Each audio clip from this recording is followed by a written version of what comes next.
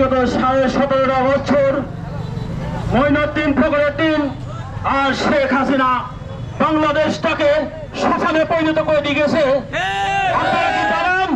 শুধু আমি একা নয়, বিগত 17.5 বছরে দলীয় নেতা কর্মী সাধারণ জনগণের উপর যাদের উপর নির্যাতন অত্যাচার করেছে সেই একটা ব্যক্তি, তার নাম আমি একটু পরে বলতে চাই।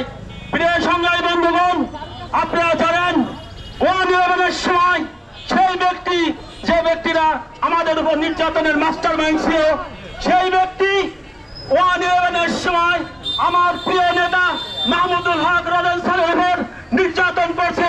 মাহমুদুল হক রদেন স্যারের চাকরি থেকে বরখাস্ত করেছে। বন্ধুগণ, আল্লাহর অশেষ রহমত, আমার নেতা সেই চাকরির সমস্ত কিছু ফেরত পেয়েছে। প্রিয় সংগ্রামী বন্ধুগণ, আপনারা জানেন এই 17.5 বছর অনেক নির্যাতন করেছে। সবচেয়ে মজার ব্যাপার, দুঃখজনক ঘটনা, আমার উপর বারবার ওই মাস্টার মাইন্ডের নির্দেশে আমাকে হত্যা করার জন্য ষড়যন্ত্র করছিল। বন্ধুগণ, ওই মাস্টার মাইন্ড আমাকে বাড়ি থেকে বিতাড়িত করছে।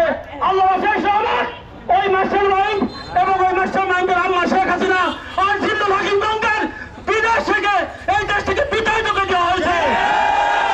প্রিয় সংগ্রামী বন্ধুগণ, ওই মাস্টার মাইন্ড এই যে একটা মার্কেট করেছে, সরকারি জায়গার উপর মার্কেট করেছে। আপনি মার্কেট করে আইএসএফ ইন্ডিয়াতে, নয়াদিল্লিতে, হিন্দুস্তানের লুকিয়ে আছেন, দেখেন আজ আপনার পক্ষে একটা লোক কথা বলা কেউ নাই। সংগ্রামী বন্ধুগণ, আল্লাহর মার দুনিয়ার মার, উনি খালি প্রতিশোধ নেবে, কথায় কথায় বলতো প্রতিশোধ নেবো প্রতিশোধ নেবো। আপনি তো এখন হিন্দুস্তানে লুকিয়ে আছেন, আপনার বিচার আল্লাহ করে দিয়েছে ইনশাল্লাহ।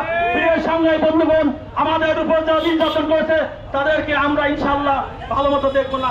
এই বলে আমি সংক্ষিপ্ত বক্তব্য শেষ করছি। খোদা হাফেজ।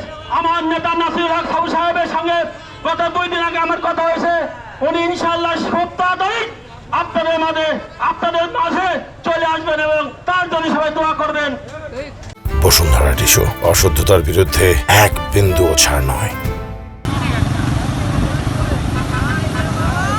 মাঝে